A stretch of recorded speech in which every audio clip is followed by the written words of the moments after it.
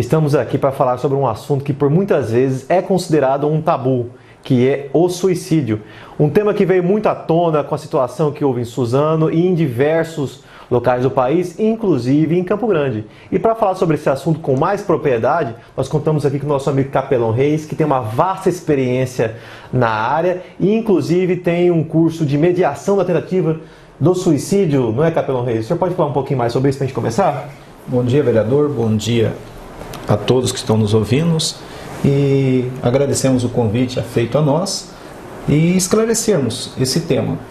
Esse curso de prevenção ao suicídio, ele é da Universidade Federal, um curso de extensão, que infelizmente é o único curso desse molde no Brasil, onde nós vamos tratar métodos e formas de gerenciamento de crise e manejo com pessoas que estão com ideação suicida.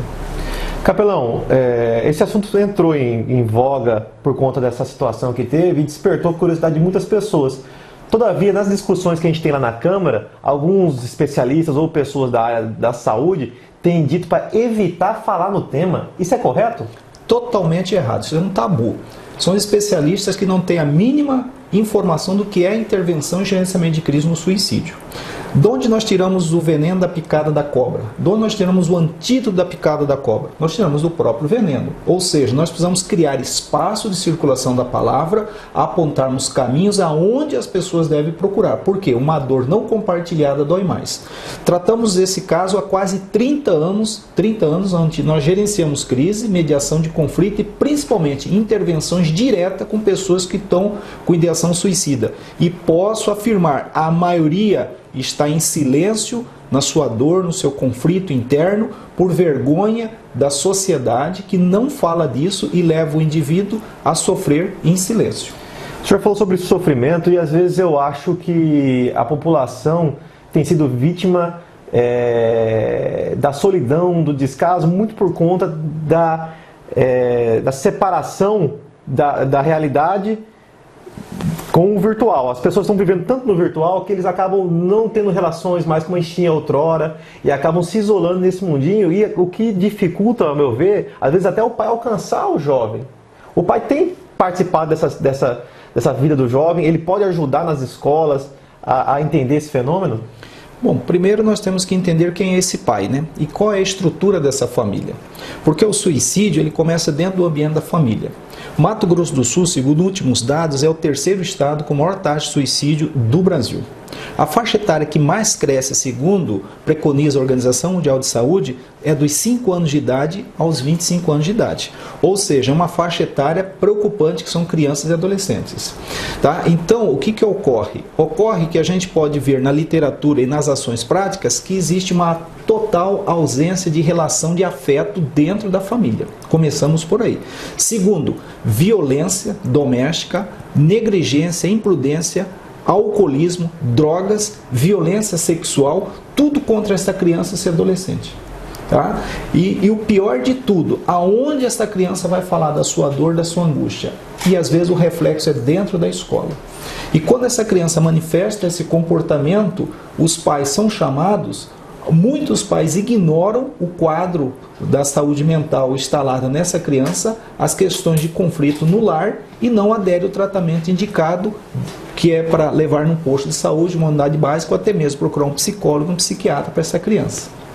Entendo. Esse esfriamento no coração das pessoas, esse distanciamento da família, eu entendo que a vida está corrida para cada um, mas acaba levando essa separação do jovem e da família. É preciso que o pai participe mais da vida do filho. E a gente entende que é difícil isso por conta da correria, mas só assim a gente pode dar o primeiro passo, talvez, para poder evitar que essas doenças mentais possam se desenvolver e alcançar esse estágio negativo, que é a tentativa do suicídio. O senhor tem algum número aqui em Campo Grande para isso? Bom, os números, eles são um pouco preocupantes. Primeiro, quando se fala em saúde mental, nós temos que entender que os últimos estudos apontam que o Brasil é um dos países com o maior quadro de depressão do mundo. É um dos países que tem mais quadro de ansiedade do mundo. Tá?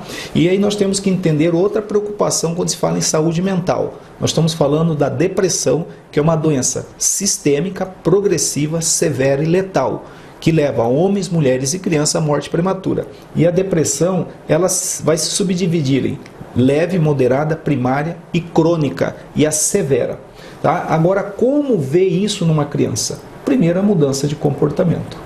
Esse pai, essa mãe, eles têm que observar a postura da criança. Quando a criança gosta da solidão, ou então quando a criança está perdida dentro da própria casa, ou dentro do quarto, sinal de alerta. Uma das coisas que me preocupa, vereador, é quando eu ouço alguns pais falar: graças a Deus meu filho e minha filha ficam dentro do quarto e não sai. Alguma coisa está errada.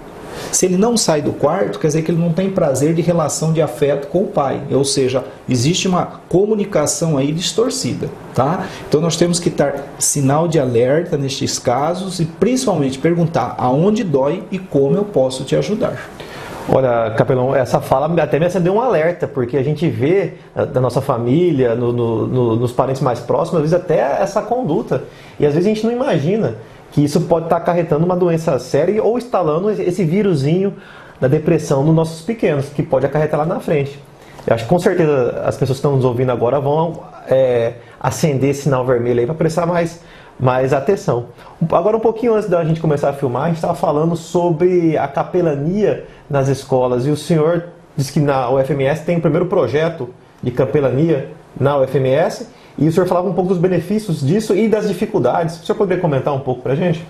Bom, primeiro que foi aprovado, né, aqui no Mato Grosso do Sul o serviço de capelania nas escolas, tá? Agora tem que capacitar as pessoas e principalmente entender que serviço de capelania escolar não é serviço de evangelização nem catequese, tá? A função do capelão dentro da escola é primordial, mas no sentido de gerenciamento de crise, mediação de conflito e principalmente mediar os conflitos nas relações interpessoais entre os próprios alunos e professores e alunos e os seus pais. Tá? O capelão é o mediador de conflito, onde ele vai trazer o relacionamento harmonioso e o acolhimento.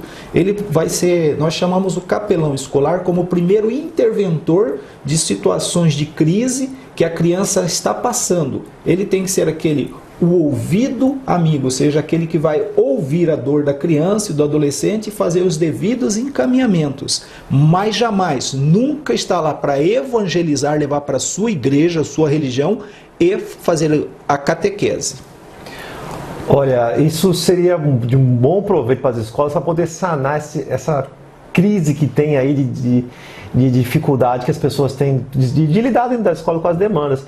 E eu vejo que o senhor falou que a obrigação não seria de evangelizar o objetivo, mas você estaria plantando a maior semente e a maior prova de evangelização, que é o amor. E esse acolhimento que falta hoje em todos os locais, seja nas escolas, nos postos de saúde, nas nossas relações profissionais. A gente trata as pessoas com tanta frieza que eu acho que isso volta uma energia negativa para as pessoas, isso está matando as pessoas ao pouco. A gente não estava valorizando mais a boa conversa, o tete-a-tete, a amizade, o contato físico, para que a gente possa lembrar que a gente é humano. Nós não somos só uma fábrica de trabalho para ganhar dinheiro, para se sustentar. Nós temos que valorizar as relações pessoais e principalmente a família.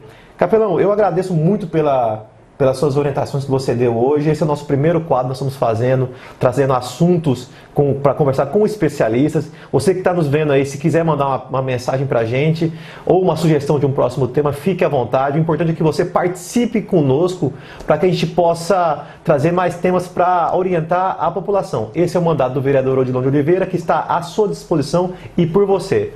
Um grande abraço e Deus abençoe a todos. Capitão, o senhor quer deixar um recado final?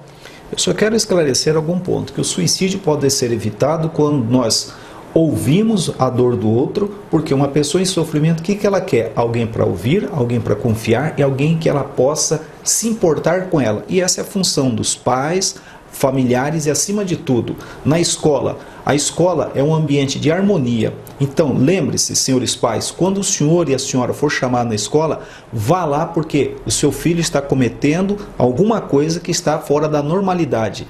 Vá com harmonia, ouça com afetividade e, acima de tudo, acolha as informações, porque uma dor não compartilhada dói mais. Busque ajuda, não fique sozinho com a sua dor, com a sua angústia, fale com sua pai, sua mãe, escreva, procure alguém, mas jamais fica sozinho com a sua dor, sua angústia e o seu sofrimento, porque uma dor não compartilhada dói mais.